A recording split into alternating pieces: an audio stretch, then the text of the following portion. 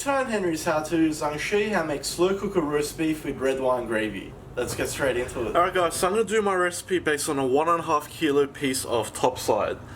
Now topside is very good for roasting, especially when you're slow roasting. Now the first thing I'm going to do is trim off all this sinew and any excess fat on here, because we don't want all that.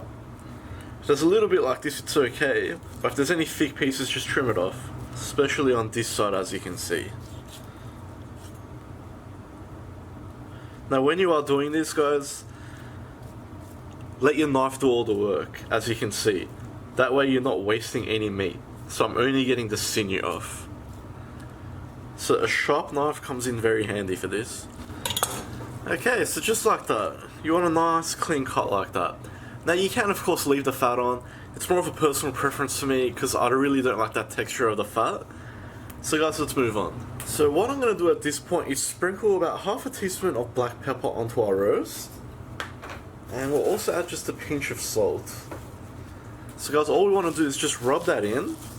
And we just want to season this before we actually fry. So just try and get it all over. Just like that. So let's move on to our stove. So guys, just into a large pan on a medium to high heat, we'll add about 3 tablespoons of oil. Once your oil gets nice and hot, we'll add in our roast. And guys, you want to hear that sizzle straight away.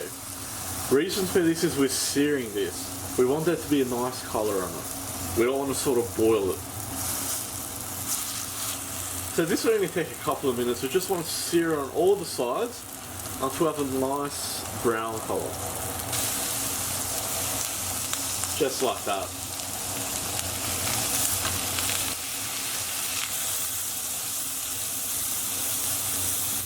Alright, and that's looking pretty good. So we'll turn the heat off at this stage.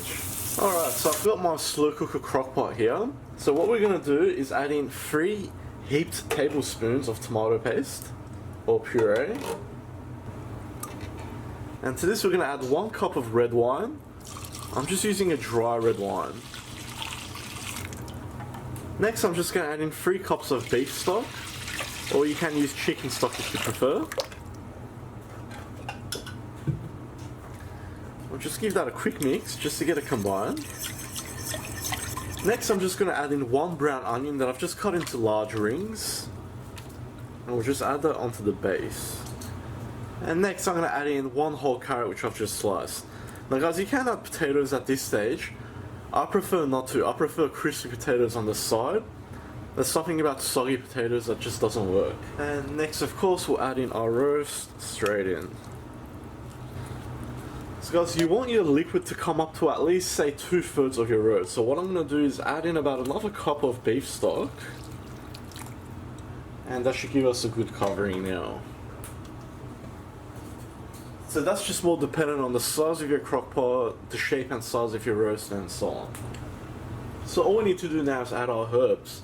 When it comes to roast, there's only 2 flavours that I absolutely love with roast. That's rosemary and thyme. So that's all I'm going to do. So we'll just add 1 teaspoon of dried thyme just into our liquid pot. And we'll add 1 teaspoon of rosemary. Alright guys, so lid on. We're going to cook this on the low setting for around about 6 hours. Alright guys, so I've just turned mine off at 6 hours. Let's have a look. Oh, and that looks sensational. But other than that, this smell is absolutely amazing. So we'll go ahead and take this out now. Look at that just fall apart perfectly. That's amazing. Guys, let's let it rest here for about 5 minutes. So guys, in the meantime, I'm going to strain all this juice because we're going to make a nice rich gravy with that. Alright guys, so let's start working on our gravy now. This will only take less than 5 minutes. So first thing we'll do is have a little taste and make sure we're happy with the seasoning of it. Oh, that is absolutely sensational, guys. Now, we can just keep on reducing this, but what we can do is add in about 2 to 3 tablespoons of corn flour just to thicken it up. Completely up to you how you want to go about it. So if you're doing it my way, we'll just add in 3 tablespoons of corn flour. You can use plain flour as well, but the thickening properties of corn flour is much better. Now let's just give that a whisk. trying to get that well combined. We don't want it to start being clumpy. So I'm just stirring clockwise and anti-clockwise just to break it up.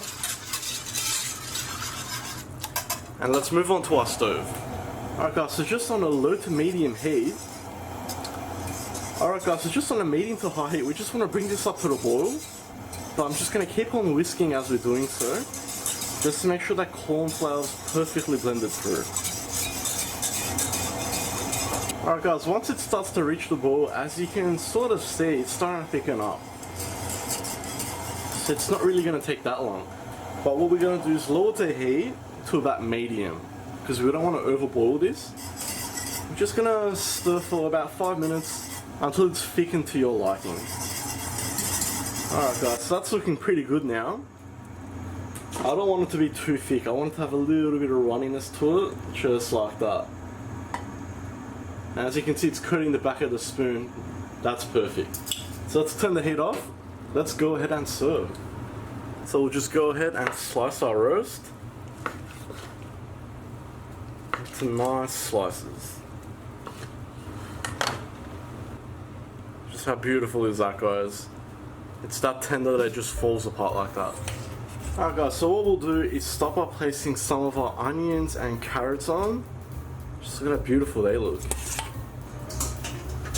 And next I'm just going to add some roasted potatoes. Nothing special, just simple roasted with a bit of parsley. And next I'm just going to add 2 pieces of our roast beef, just like so. And of course we'll have to add our gravy on top. Just like that. And of course you can add some more on the side, but guys, you don't need it. All that flavor is in there. As you can tell, I decided to change what plate it goes, as the wooden board just didn't do it justice. But how stunning is that? Nice, rustic and simple. Okay guys, and that was my take on a slow cooker roast beef with red wine gravy. Now I'll definitely be lying if I told you I didn't already try some. Probably 100 times actually, but I'll do it again on camera, because it is to die for. Like, just like that, it melts in your mouth.